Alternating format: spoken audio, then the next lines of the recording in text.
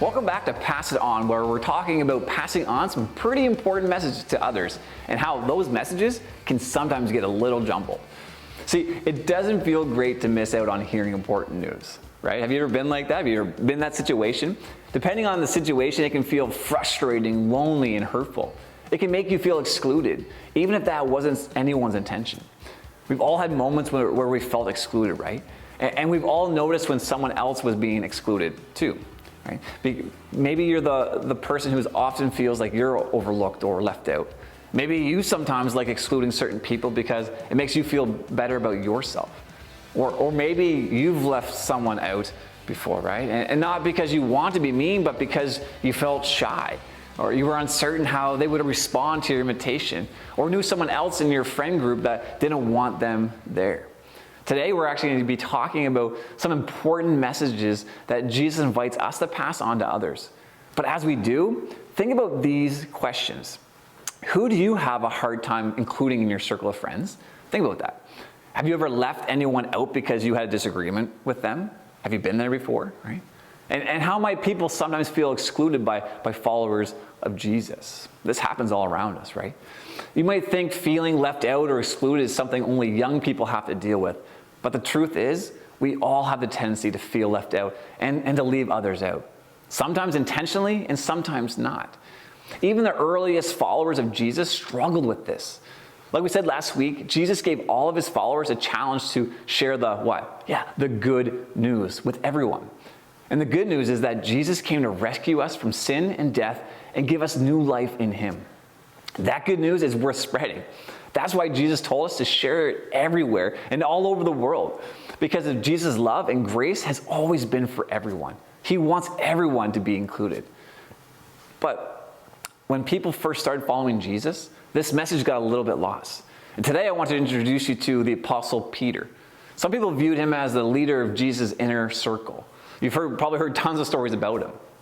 And he was Jesus' closest friend and follower. Peter was the first disciple to truly recognize and say out loud who Jesus was. He was one of the first disciples to discover Jesus had risen from the dead. He's one of the most important leaders of the early church. And once when he preached, thousands of people came to know Jesus for the first time. But at some point, Peter got a little confused about Jesus' good news.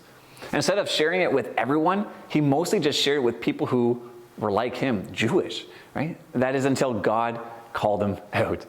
See, Peter grew up Jewish, and just like Jesus did, and if you were Jewish, there were a lot of Jewish laws that you were supposed to follow in order to be pure or clean before God. A lot of those laws had to do with food. See, Jewish people didn't eat certain foods out of respect for God, but non-Jewish people, called Gentiles, did eat those foods and saw nothing wrong with it. But this made things difficult when Jewish and non-Jewish people tried to be together, to hang out.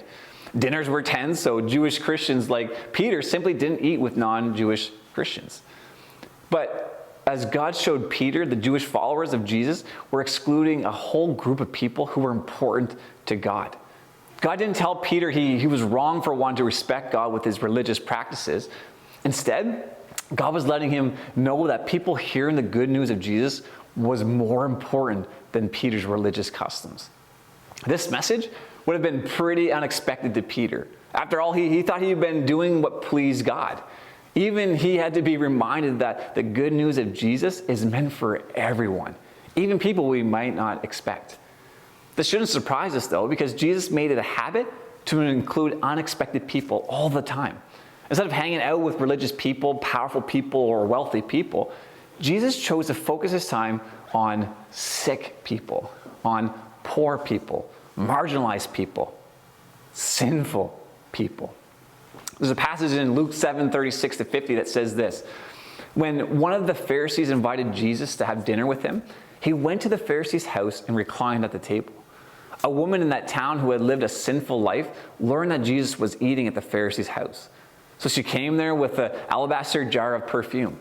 And as she stood behind him at his feet weeping, she began to wet his feet with her own tears. Then she wiped them with her hair, kissed them, and poured perfume on them. And when the Pharisee who had invited him saw this, he said to himself, if this man were a prophet, he would know who is touching him and what kind of woman she is, that she is a sinner. Jesus answered him, Simon, I have something to tell you. Tell me, teacher, he said.